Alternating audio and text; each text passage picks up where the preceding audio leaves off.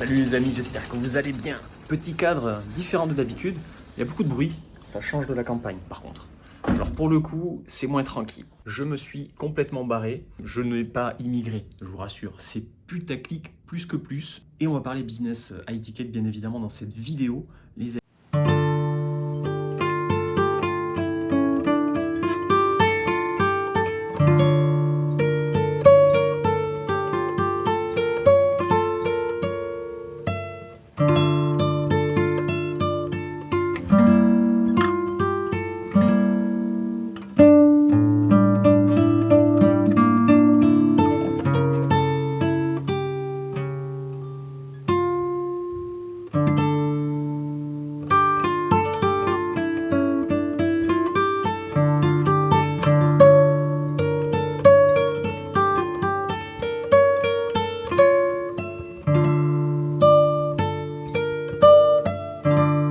Mon petit setup, je vous avoue que bon, je suis dans un très grand hôtel, très bien.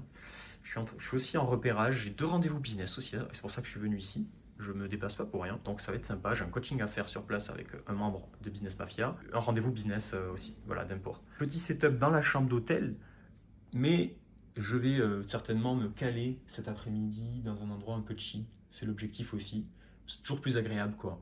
Je vais dire pourquoi. C'est pas que j'aime ça, c'est que je me le force à le faire. Vraiment, je me force à le faire. Le problème qu'il y a, c'est que vouloir tout faire de chez soi, ça pose plusieurs problèmes. Alors au départ, c'est bien, c'est pratique, ça permet vraiment d'avancer rapidement. Mais au bout d'un moment, en fait, moi, ça fait plus de 10 ans que je fais ça, hein, d'accord? Que je suis chez moi. Enfin, j'ai pas toujours le même logement, mais là, je commence à être vraiment implanté, on va dire, chez moi. Le cul de ma chaise, non. Ma chaise a la forme de mon cul, tu vois ce que je veux dire. Tellement que je suis assis au même endroit depuis tout le temps. Donc, t'as beau changer le bureau de place dans la pièce, tu vois, j'ai tout essayé. Changer de pièce chez toi, au bout d'un moment, ça marche plus vraiment comme avant. Il y a une notion d'efficacité, tu te lèves le matin très tôt, tu bosses comme un fou, ok, mais en réalité, t'es pas aussi efficace qu'ailleurs. Parce que chez toi, il y a plein d'interactions néfastes. Par exemple, tu vois, sur mon PC, il y a des jeux vidéo qui sont installés, tu vois. C'est normal des fois, alors c'est très rare, mais des fois j'aime bien me faire une petite partie. Je me fais une petite partie de Age of Mythology de temps en temps. Chez moi, il y a la guitare dans mon bureau. Donc des fois, je suis là, j'écoute de la musique, je me dis, je pourrais faire un petit solo, tu vois. Chez moi, il y a un jardin, il y a mon chien. Bah ouais, mon pauvre toutou, faut que je le balade tous les jours. Donc il y a cette charge mentale de promener mon chien. Il y a mes tomates dans le jardin qu'il faut que j'arrose. Il y a 10 milliards de choses en fait qui viennent interagir toute la journée avec vous et en fait vous ne pouvez pas être focus, c'est impossible. Au bout d'un moment ça marche pas ou alors la seule chose que j'avais trouvé c'était me lever hyper tôt, 5 heures du matin, 6 heures et puis tu bosses jusqu'à 9 heures mais après c'est fini. Après tu as des interactions de partout chez toi, il y a des choses à gérer chez toi, tu dois faire à manger. Ça marche pas en fait, peu importe. Même si tu habites dans un studio tout seul, dans un endroit, tu peux pas être tranquille pour avancer et ça peut le faire mais quand tu as beaucoup de choses à gérer, beaucoup de tâches à faire, beaucoup de problèmes à régler, c'est pas bon. C'est pas bon parce que tu associes également le travail problématique avec... Alors, je me suis défoncé les mains en faisant des travaux. Mais ça, c'est un star, et c'est pas du tout... Tu associes tout le mal-être que t'apporte le business parce que oui, t'as beau être à Dubaï, vendre des formations, t'as du mal-être. 80% du travail, c'est du mal-être. On n'aime pas travailler, si tu veux. Ça me fait chier. Donc en fait, comme quand toi, t'as pas envie d'aller chez ton patron le matin, que tu vas à traîner l'arigot, en traînant des pieds, je sais pas comment on dit, des expressions. Mais moi, c'est pareil au bout d'un moment. M'asseoir sur la chaise de mon bureau, je m'assois, tu vois, le bruit de la chaise, allez, faut s'y mettre. Let's go, here we go again. Et tu fais couler le café, brrr, et c'est parti. Mais oui, comme le dit très bien, je ne sais plus qui, je suis un esclave entrepreneur. Voilà, il y a des esclaves salariés, c'est pas moi qui l'ai inventé, je sais plus qui c'est. Le fait de te barrer quelques jours, les problèmes, je les prends avec moi, donc je les ai pris dans mon sac, j'ai tout noté sur un carnet chez moi, tous les trucs à gérer qui me cassent bien les burnes, et je les ai pris avec moi dans l'avion. 1 heure et demie de vol, Uber, hôtel, et là j'ouvre le carnet. Là je gère les problèmes. Tout à l'heure je me suis mis sur le PC 7 h du matin jusqu'à 12h40. J'ai tout fait en fait, j'ai absolument tout fait. Donc là je vais pouvoir faire d'autres choses et notamment développer la chaîne. Donc ce qui est cool, c'est que je vais pouvoir faire des contenus, faire des vidéos que je n'ai pas le temps de faire en fait chez moi. Parce que chez moi, j'ai d'autres trucs à gérer.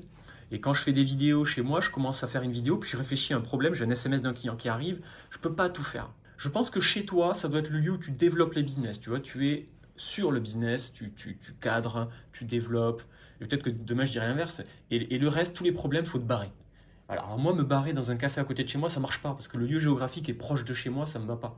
Le but, c'est de te barrer dans un endroit où les gens ils parlent même pas ta langue.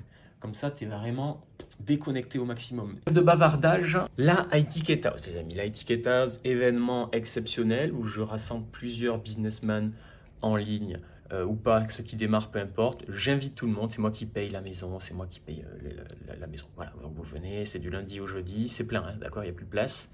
C'est blindé, franc succès. Euh, Ça va être intéressant. Le but, c'est vraiment de faire ce que je suis en train de faire là, hein. C'est-à-dire, vous vous cassez de chez vous et vous mettez les choses en place. Vous travaillez vraiment. Vous ne faites pas que réfléchir, regarder des vidéos YouTube. Maintenant, on met en place. C'est-à-dire que chez vous, vous n'y arrivez pas. Là, vous allez le faire. Vous n'aurez pas le choix. Vous êtes enfermé dans une maison très sympa, avec tout ce qu'il faut pour le confort. Il y a d'autres personnes avec vous qui vont bosser. Voilà, pas de bavardage. Mais par contre, ça va bosser. Il y aura des conférences. Je vais enregistrer des conférences qui seront pour deux ou trois maximum publics. Il y a d'autres personnes qui feront des conférences aussi. Et après, tout le reste sera rediffusé dans la formation, bien évidemment. Et vu que ça a été un franc succès, les prochaines, on les fera peut-être dans un lieu sympa comme ça. C'est pour ça que je suis en train de repérer un hôtel là où il y a une salle sympa, des activités cool à faire aussi autour. Le but, c'est pas non plus de faire une colonie de vacances. Vous avez bien compris, le but, c'est de bosser, faire du réseau business, parce que c'est pour ça que j'ai fait Business Mafia. C'est pour trouver des partenaires de business. Donc, je travaille déjà avec plusieurs d'entre vous, que ce soit dans l'import-export, la création de sites business, développement de ma sous-traitance de closing, etc. Il y en a plein d'entre vous qui travaillent avec moi. Et le but des événements, c'est aussi de se rencontrer, de faire des réunions pour travailler tout simplement. Donc c'est pas pour faire joli, ça permet de faire du contenu sur YouTube, bien évidemment, beaucoup plus sympa, mais ça permet aussi de faire vraiment du business, donc de façon efficace et tout. Donc je trouve que c'est vraiment le summum de l'efficacité, ça. Alors ce que je vous propose, c'est de répondre à toutes vos questions. En tout cas, j'en ai sélectionné quelques-unes. Je vais y répondre en vidéo. Il y a eu beaucoup de live cet été, vous savez. Je vais essayer de continuer d'en faire un maximum pendant les journées plus denses qui vont arriver, mais ça va le faire. Donc je vais vous répondre en vidéo à certains d'entre vous et n'hésitez pas à en poser d'autres. J'essaierai de faire ce format plus régulièrement. C'est moi le roi du contre-jour, donc attendez. J'ai pris tout mon matos. Alors je sais pas s'il y aura la même qualité de son et tout, parce que bon, mais j'ai pris tout mon matos quasiment. Voilà. Faudrait que je ferme le rideau, c'est ça?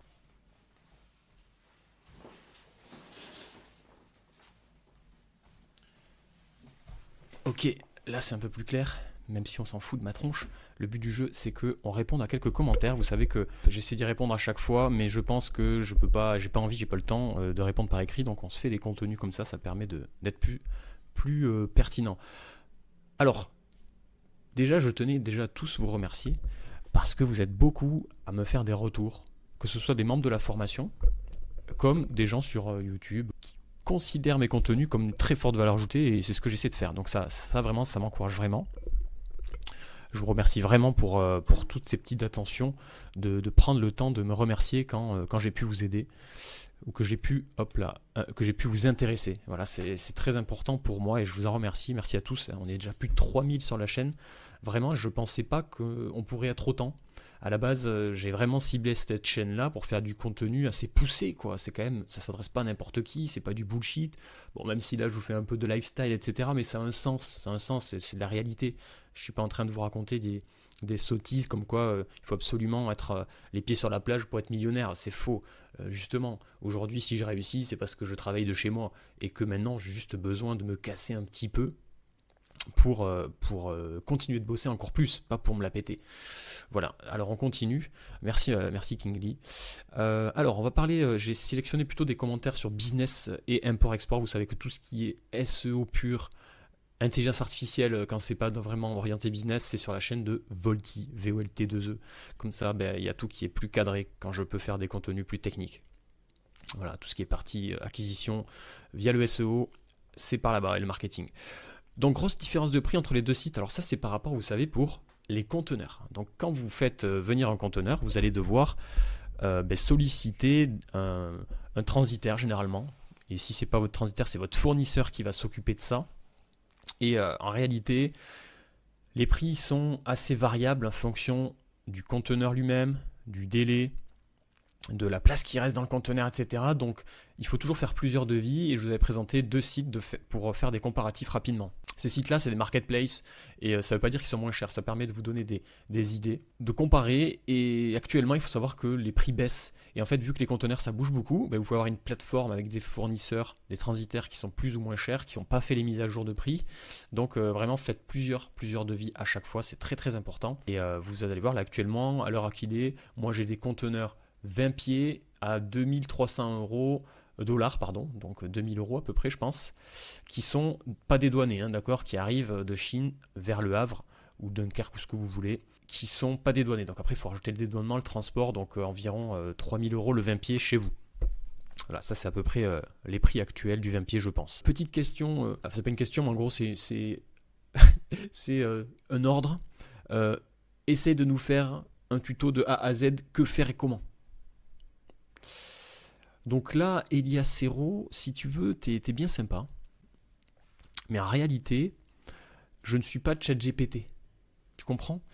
Donc ça, tu peux demander à ChatGPT, tu lui envoies ça et tu verras ce qu'il fait. Moi, je suis là pour vous partager des contenus le plus possible. Donc normalement, si tu regardes tous mes vidéos YouTube, il y a absolument tout.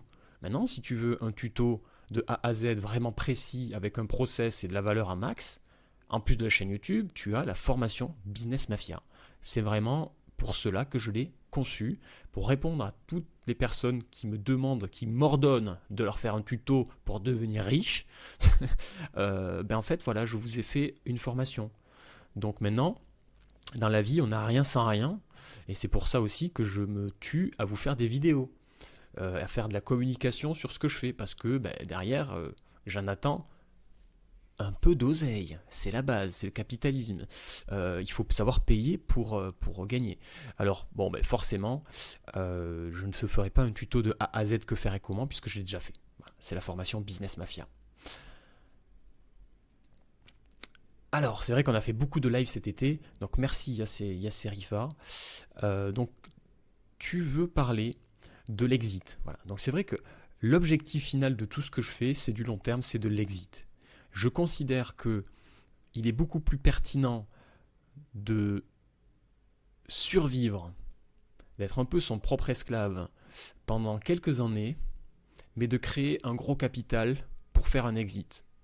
Dans tous les cas, ma vie est bien plus sympa que si j'étais freelance et que j'essayais d'avoir un revenu quotidien très élevé. Donc, ce que je regarde, c'est la valorisation pour vendre. Et tu me poses la question, comment faire pour vendre avec le moins d'impôts? Franchement, je décide pas de quand je vais vendre. Alors, je vends des parts, je vends des sociétés, mais vraiment quand je ferai des gros exits, ce que je me souhaite, c'est pour ça que je me lève le matin, je pense que je me poserai la question. Moi, ce que je sais aujourd'hui, c'est qu'en France, ce qui est intéressant, c'est d'avoir une holding pour ce genre de... Là, la holding, elle a vraiment du sens, je pense. Les professionnels de la fiscalité et de la compta me le valideront ou pas. N'hésitez pas en commentaire, je ne le suis pas. Donc, j'essaie de faire avec les informations que j'ai. Mais je pense que via la holding, on m'en a parlé encore la semaine dernière, il est possible donc de vendre des sociétés via la flat tax, quelque chose comme ça. Ce qui fait que derrière, tu ne vas pas te prendre une plus-value comme si tu l'avais vendu à titre perso.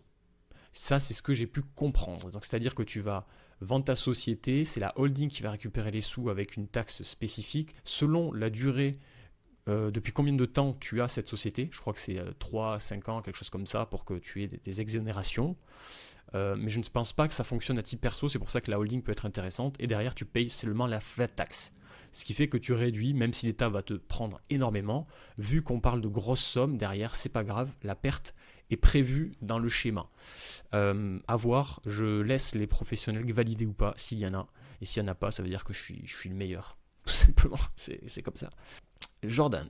Alors, Jordan nous a fait un récap très très poussé, j'ai même mis un petit cœur, ce que je fais pas souvent, sauf quand vous me remerciez.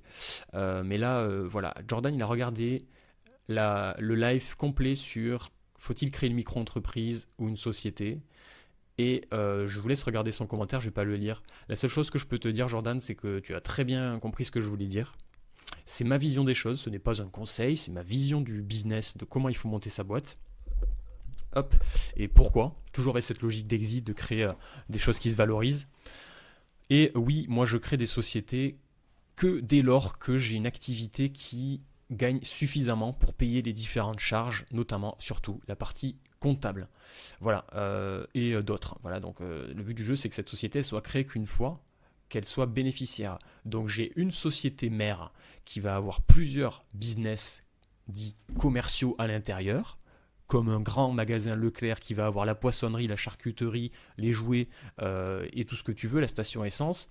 Moi c'est pareil, sauf que dès lors que la charcuterie elle commence à gagner pas mal, je divise, je crée une société. C'est la stratégie que je me mets en place parce que ça permet de valoriser un autre actif, de séparer, de détacher du business et de simplifier l'activité et de pouvoir la développer en la nichant et avoir une cohérence juridique sur ton business, puisqu'on parle de high ticket. Ton client il va forcément regarder ta société, ce qu'elle est, qui elle est, depuis combien de temps elle existe, tout ce qui va rendre cohérent le fait qu'il va te donner de l'argent et qu'il va avoir confiance. Si ta société c'est une société large qui quand on tape son nom on la trouve pas ou on trouve d'autres business, c'est un peu chelou, ben, c'est ce que je fais au départ, mais dès lors que je passe ce cap là, que j'ai réussi à passer un peu d'argent sur un business, je sépare, je crée une société spécifique. Voilà, donc ça c'est un montage que je crée et que je conseillerais à tous les gens qui ont cette logique business mafia de créer plusieurs business en ligne, en e-commerce, high ticket, faire du lead. Voilà, pour moi c'est pertinent. Alors, SLVR Marg, tu connais des gens qui créent leur activité en restant salariés? Alors, je connais plus de salariés. Non, je rigole. Alors, je vais pas répondre à cette question-là. Moi, je vais tout simplement dire, c'est un peu comme tu sais, le mec qui veut maigrir et qui se dit, allez, tous les jours, je fais 5 abdos. Demain, j'en ferai 10, après-demain, j'en ferai 15. Non, en fait, ça marche pas comme ça. Tu ne peux pas. C'est pas question que c'est dur de bosser, c'est très très dur de bosser quand tu es full-time société aussi, à ton compte. Ce qui est impossible, c'est d'avoir une vraie logique de développement, une vraie logique de business dans ton cerveau alors que tu es salarié à côté, c'est impossible. Enfin, il faut rester cohérent. Soit vous vous lancez une bonne fois pour toutes, soit franchement, vous êtes certain que votre activité de salariat ne va pas empiéter, mais ce que je peux te dire, c'est que j'en connais, oui, qui font ça, qui ont réussi, j'en connais pas. J'en connais aucun qui ont réussi dans ce modèle-là. Je connais plus de gens qui ont réussi parce qu'ils étaient au RSA ou au chômage et qui ont monté leur boîte que de gens salariés, j'en connais pas. Par contre, ceux qui ont vraiment réussi, c'est ceux qui avaient rien, zéro, nada, pas d'aide, pas de salaire, rien du tout, qui partent de zéro. Eux, en quelques jours, si tu veux, l'instinct naturel reptilien fait qu'ils ont trouvé une solution pour gagner de l'argent et ils montent un business stable. Et vu qu'ils partent de rien, je peux te dire qu'ils savent comment faire pour prendre des risques. Petit commentaire de MC, donc je ne sais pas qui tu es dans la formation, même si je vous connais quasiment tous. Voilà, merci pour ton commentaire encore une fois. C'est aussi très gratifiant pour moi. L'objectif c'est de vous faire vraiment une formation qui vaut plus que son prix, qui soit un levier. Voilà, tout simplement. Donc je te remercie. Pour moi c'est comme quand tu mets du carburant à la pompe à essence. Même si tu lâches 100 balles, tu sais que ça va te permettre d'aller voir pour gagner plus d'argent grâce à ton véhicule.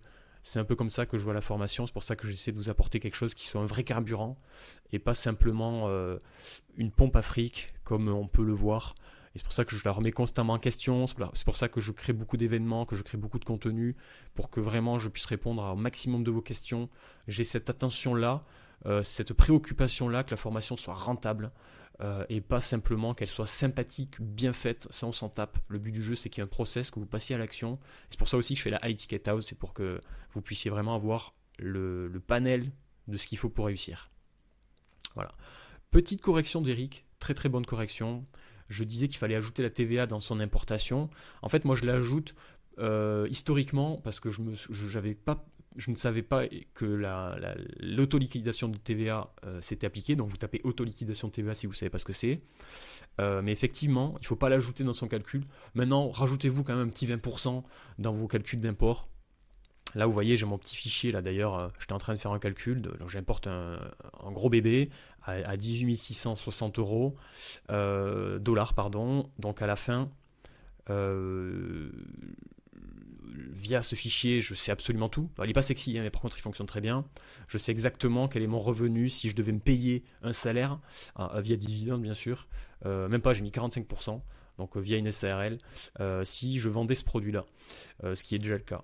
Donc, ce petit fichier-là me permet de faire mon calcul, mais ça ne vous mange pas de pain, de rajouter un 20%, ça sera toujours meilleur. Vaut mieux être. Alors, faut pas trop abuser sur les schémas catastrophiques. Par contre, arrêtez d'être trop. Parce que quand on démarre, souvent, on a un peu notre cerveau qui passe à côté des problèmes, qui passe à côté des gros trucs. Juste, on est tellement content d'avoir vendu ses premiers produits à étiquette qu'on va juste l'importer et se faire avoir. On va faire le process, le client va être content ou pas du tout. Souvent, ils sont moins sympas quand ils ont payé le produit pas cher et que vous n'avez pas fait de marge. Et du coup, vous êtes vraiment emmerdé. Donc, soyez sans pitié, soyez rationnel, pragmatique dans vos calculs. Et si vous ne savez pas tout calculer, ben la formation elle est là pour ça aussi. C'est pour ça qu'elle est hyper rentable. C'est-à-dire que normalement, via le fichier, vous savez absolument combien ça vous coûte. Encore SLVR Marg, merci. D'ailleurs, il fait beaucoup de commentaires, hein, merci à toi. Je confirme, le bénéfice d'une entreprise se vend 7 à 8 fois son prix en moyenne. D'accord. Ça, je le rappelle, c'est pour ça aussi que je fais du business à titre d'exit. Puisque tout simplement, votre business, vous prenez son bénéfice et vous faites x7, x8, parfois x10 selon l'ancienneté de la boîte, selon le business dans lequel vous êtes, la stabilité, le canal d'acquisition principal de votre business va valoriser votre boîte. Donc vous imaginez 7 en moyenne, c'est-à-dire même 3 c'est cool. Vous avez fait 100 000 euros de bénéfices pendant 3 ans, ben vous pouvez sortir avec un petit 300 000 euros cash qui tombe. C'est quand même satisfaisant. Mais c'est pas ça, c'est bien plus. Donc c'est pour ça qu'on travaille là-dedans. Merci à toi pour ta confirmation. C'est quelque chose que je n'ai pas exécuté souvent. Par contre, je connais des gens qui le font beaucoup et je sais que c'est ces prix-là. Que ce soit un business physique, comme un compte sur Amazon, comme votre site internet. En général, c'est un calcul. Alors après, il y en a qui font des calculs de méthode sur l'EBITDA, qui est différent, mais qui est un peu similaire au final. On se retrouve à peu près. Voilà un peu les questions sur lesquelles je voulais vous répondre. J'espère que ça vous a intéressé, que ça vous a apporté de la valeur. Ce soir, on va faire un live. Moi, je vais continuer mon petit focus. Voilà, je vais rester dans ma grotte dorée. Et puis, je vous souhaite un très très bon business à tous.